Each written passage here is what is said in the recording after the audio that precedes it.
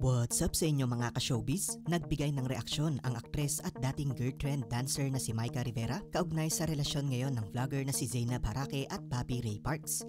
Matatandaang si Myka Rivera ay ex-girlfriend ni Ray Parks at siya ang pinakahuling naging GF ng basketball player bago nito naging partner si Zainab Harake. Hindi batid kung kailan naging mag-on sina Myka at Ray Parks pero around 2020 to late 2021 nagpo-post sila ng mga sweet photos at videos nila together. Tinanong siya ng isang netizen, ano po masasabi nyo sa couple na sina Ray Parks at Zainab?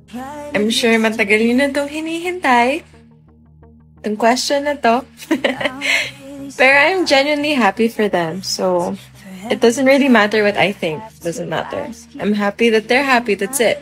Ayon naman sa mga netizens, talagang naka-jackpot hindi lang si Ray Parks kay Zainab Harake, kundi vice versa din. Jackpot din si Zainab kay Ray dahil ayon sa mga fans nito, kung ikukumpara si Ray sa ex-BF niyang si Skaz Takli, malaking upgrade daw ito sa sikat na rapper. Dagdag pa ng mga netizens, finally ay nakatagpo na si Zainab Harake ng matinong lalaki, hindi lang yung magmamahal sa kanya, kundi pati na rin sa mga anak niya. Buti daw si Ray Parks ay hindi umano katulad nung ex ni Zainab na si Skaz Takli, na papalit-palit ng jowa since mag-break silang dalawa. The right one na nga si Ray Parks para kay Zainab, especially dahil mahal na mahal niya rin sina Baby Bia at Lucas.